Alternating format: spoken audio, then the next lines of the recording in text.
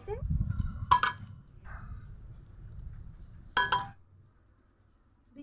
নমস্কার বন্ধুরা, কলি কিচেন উইথ ভিলেজ ফুড আপনাদের সবাইকে স্বাগত জানিয়ে আজকে রেসিপি শুরু করছি।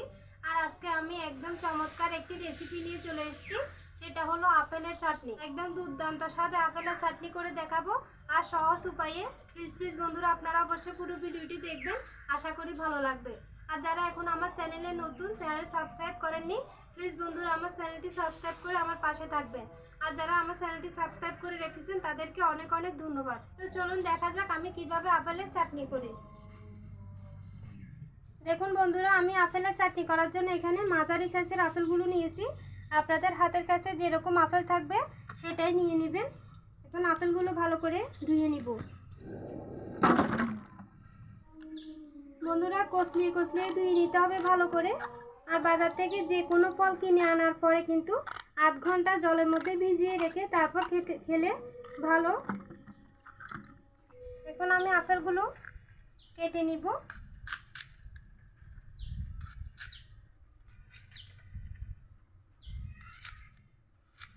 আমি এরকম সাইজ করে কেটে নিব।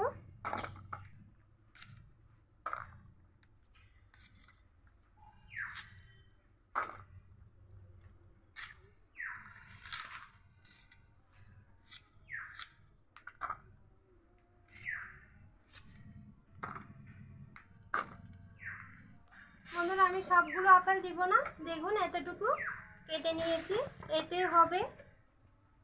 চাটনিটা করার জন্য প্রথমে আমি মশলা করে নিব। দিয়ে দিব কিছুটা পাঁচফোড়ন, কয়েকটা শুকনো মরিচ, এগুলো একটু ভেজে নিব।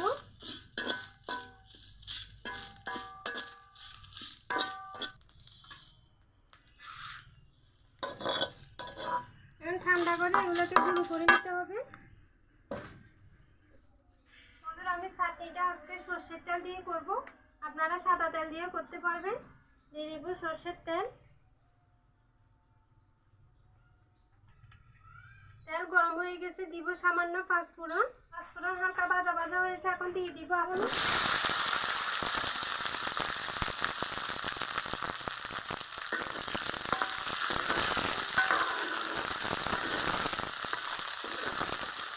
পরিমাণ মতো লবণ দিয়ে একটু ভেজে নিব।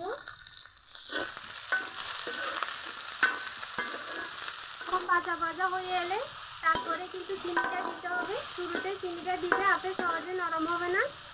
এখন চিনি দিয়ে দিব। খুব বেশি চিনি দিতে হবে না, কারণ আপেল এমনিতে মিষ্টি হয়।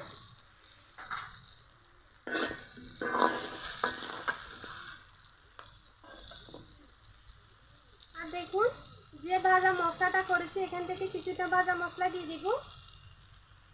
আর চাটনি কিছু একটু টক হয় সেজন্য দিব লেবুর রস।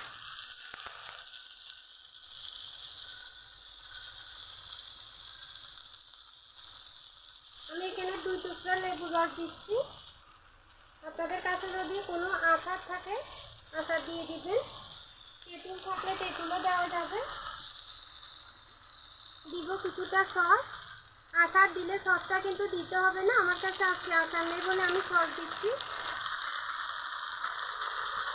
তাহলে একটু টক হবে।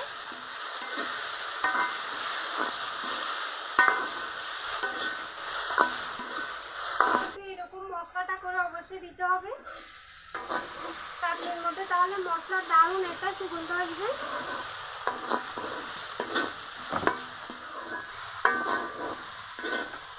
বন্ধুরা দেখুন, ভালো করে ভাজা ভাজা হয়ে গেছে। এখন সামান্য করে জল দিয়ে সিদ্ধ করে নেব।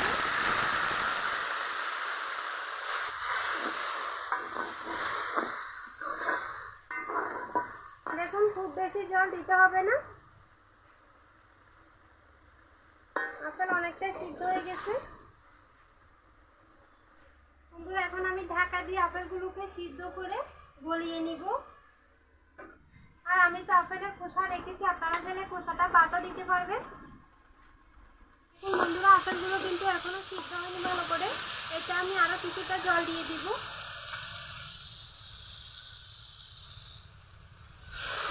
কিছু জল দিতে হবে।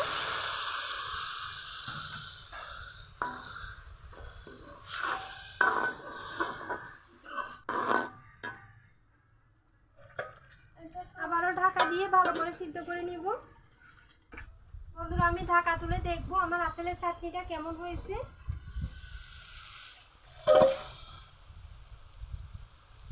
দেখুন এখনো কিন্তু ভালো করে মিশে যায়নি, সেই জন্য একটা কাজ করতে হবে। দেখুন এভাবে চামচের পিঠটা দিয়ে এভাবে একটু ঘষা দিলে খুব সহজে কিন্তু চাটনিটা হয়ে যাবে। দেখুন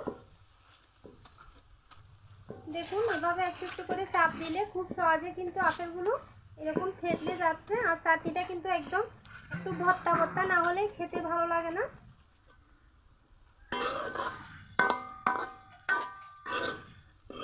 দেখুন কি সুন্দর হয়েছে। আর যে মশলা দিয়েছিলাম মশলার কিন্তু দারুণ একটা সুগন্ধ বেরোচ্ছে। এখন নামিয়ে নিব। এখন নামিয়ে আমি বাটিতে ঢেলে নিব।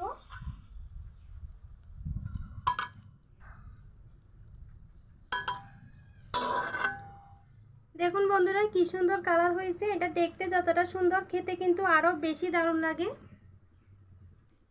তো বন্ধুরা অনেক সময় দেখা যায় ঘরে আপেল নিয়ে আসলে নষ্ট হয়ে যায়, বাচ্চারাও খেতে চায় না। তখন আপেলগুলো নষ্ট না করে এভাবে চাটনি করে দিবেন, বাচ্চারাও খুব মজা করে খাবে। তো আমার ভিডিও কেমন লেগেছে কমেন্টে জানাবেন। যদি ভালো লাগে ভিডিওতে একটি লাইক দিবেন, চ্যানেলটি সাবস্ক্রাইব করে আমার পাশে থাকবেন। আজকে এ পর্যন্ত। সবাই ভালো থাকবেন, সুস্থ থাকবেন, সাবধানে থাকবেন। দেখা হবে অন্যদিন নতুন আরও একটি রেসিপি নিয়ে।